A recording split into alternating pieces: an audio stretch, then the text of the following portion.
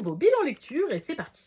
Comme toujours, on commence par le roman et je voulais vous parler de ce volume unique qui s'appelle Le sort qui nous lie, édité chez Sabran dans sa très belle édition reliée. Franchement, j'ai adoré l'édition de ce titre. Je suis contente de lire ce titre parce que c'est aussi mon premier roman dans un univers scandinave. C'est un univers que je connais bien grâce à la mythologie en général, mais aussi grâce aux jeux vidéo. Il y a beaucoup de jeux qui nous plongent dans cet univers. Mes côtés romans, j'avais encore jamais testé et je suis vraiment contente de voir que j'apprécie toujours autant cet univers, même dans la lecture. Ce titre a été une très bonne lecture pour de nombreux points. Je vais vous donner le seul bémol que je lui trouve, c'est qu'il y a quelques longueurs. Comme vous voyez, c'est un titre assez épais et il y a des moments qui étaient un peu moins prenants que d'autres. Mais sur le global, franchement, c'était une lecture plutôt dynamique, donc ce sera mon seul bémol. Pour le reste, il y a beaucoup de points forts dans cette lecture. Tout d'abord, les personnages, on suit presque que des personnages féminins qui sont des personnages principaux, qui sont des personnages féminins assez féministes finalement, dans un univers avec des vikings omniprésents. Je ne pensais pas que ces femmes seraient aussi fortes et surtout qu'elles le montreraient autant. J'ai absolument adoré leur résolution et c'était super.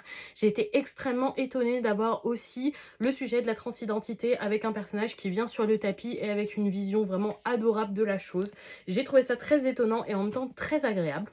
On est sur un récit vraiment de fraternité, de famille, même si ces femmes ne sont pas liées par le sang, c'est un peu comme si elles l'étaient, elles se considèrent comme des sœurs et elles vont tout faire pour les autres, ce que j'ai absolument adoré. Cette sororité était superbe et très agréable. On a une lecture avec quand même pas mal d'affrontements, pas mal de dynamisme, de la magie, parce que notre protagoniste principale, vu qu'on en suit plusieurs, mais vraiment la principale, est une sorcière, ce qui est vraiment super. Moi, les sorcières, ça marche toujours avec moi.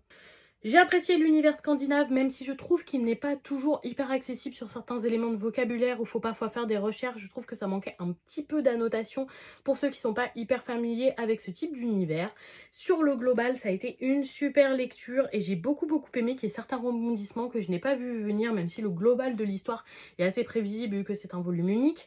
Mais quand même, il y a certains éléments qui m'ont agréablement surprise. Au global, c'est un très bon titre scandinave avec la sororité au cœur du sujet et vraiment un côté fantastique, très agréable, très bien abordé. Je le recommande. On passe chez Soleil Manga avec le 5e volume d'Insomniac. Il me semble que ce titre est fini en 12 ou 16 tomes, j'arrive pas à me rappeler, ce serait écrit juste là. En tout cas, pour ma part, j'avais vu la première saison de l'animé, on ne sait pas s'il y en aura une seconde, donc je préfère continuer la lecture parce que je ne veux vraiment pas passer à côté de la fin de ce tome.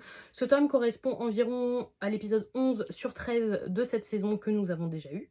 Donc voilà, je continue ma lecture et j'adore toujours autant, même si je connaissais les événements de ce tome, j'ai pris beaucoup de plaisir à lire, je trouve nos personnages adorables, en plus d'avoir une romance adorable en slice of life, on a aussi l'univers de la photographie et l'univers de l'insomnie qui sont au cœur de ce récit et c'est un tout bon de mon côté.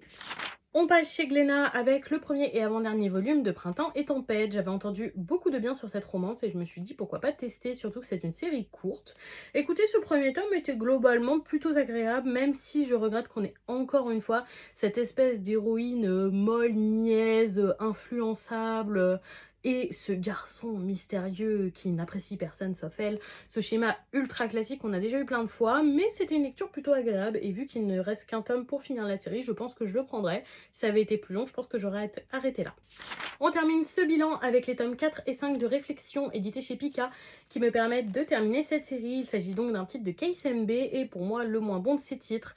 En référence, j'ai lu aussi Erase qui a été adapté en animé et Echoes et franchement celui-là est un cran en dessous parce qu'il a un côté très prévisible qui est dommage. La lecture était très bien, l'histoire de changement de corps super bien abordée avec un tueur en série, c'était une lecture prenante et agréable, mais je regrette le manque de surprise parce que pour un thriller, c'est quand même ce qui fait toute sa qualité. C'est quand même une lecture que j'ai trouvée globalement très bonne. J'ai mis 4 à ce tome, 3,5 à celui-là sur 5 en termes de notes. Mais voilà, de ce mangaka, il y a vraiment mieux à lire. Et voilà pour ce bilan. Dites-moi si vous avez lu ces titres ou s'ils vous tentent. Je serais très curieuse de vous lire. En attendant, je vous souhaite une bonne soirée. Bye tout le monde!